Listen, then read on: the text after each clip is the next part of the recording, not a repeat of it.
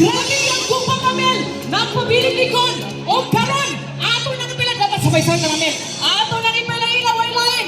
Ladies and gentlemen, the bayan sa Davao, ano yan na? Senator Ronald Bato de la Rosa!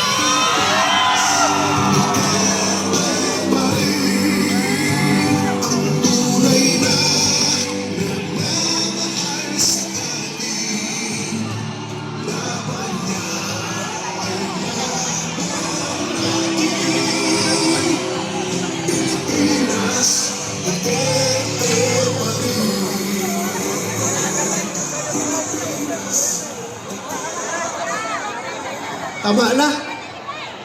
Tama na kay. Nahulot akong luha, ginilak. Kitang tanan. Nagahilak sa nga panghitabo.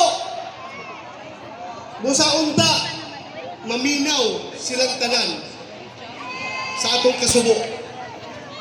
Una ko magpadayon, mangayan ako mayong gabi kanyang tanan.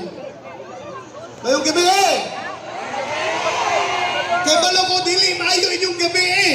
Tungod kayo inyong kasing-kasing nagasubo sa nahitabo sa ato ang pinangga nga amahan sa lungsod o sa tibok Pilipinas. Naglagot kamo. Kung kamo naglagot, labi na ako.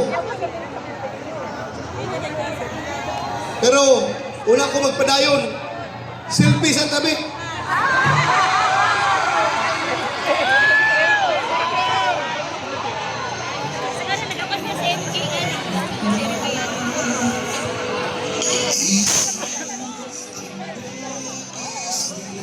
Iliyap-lihap na inyong mga vlog niya! Iliyap-lihap! Ako niya! Kumusta mo niya? Diyos ko! Kadaghan sa tao!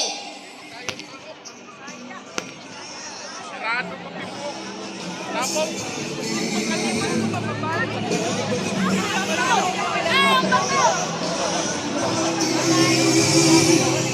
Pilipinas,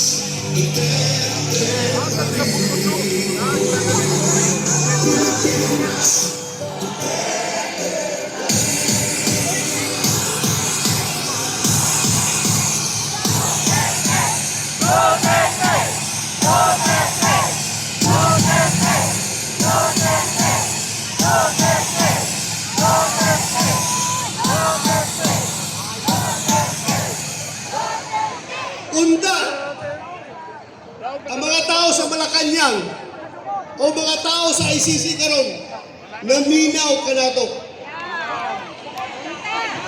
Bisag sila wala mga kasing-kasing, dapat unda iladanaon kining tao, sea of humanity, longing for the return of our beloved Father. Mga higala, una ko magpadayon, gusto kong i-recall sa inyo ha. I-refresh na ako inyong mga una-una. Nining atong campaign sa war on drugs. Ang atong uplang tukhang. Kay balumo kamong taga Davao, nakay balumo tanan. Kung unsa ang uplang tukhang. Gusto lang yun ako nga balikon. Tungod kay mao kini. Mao kini ang hinungdan kung ngano ang atong pinalagang presidente atoa karon sa ICC. Akong Osman. Katong ako'y City Director din sa Davao. Gisugo ko ni presidente. Sulti niya bato. ang droga ayaw pasagdi. Buhatan niya ang dapat nimong buhaton. So akong gihimo, nag-spray painting ko sa tanan balay, sa mga adik.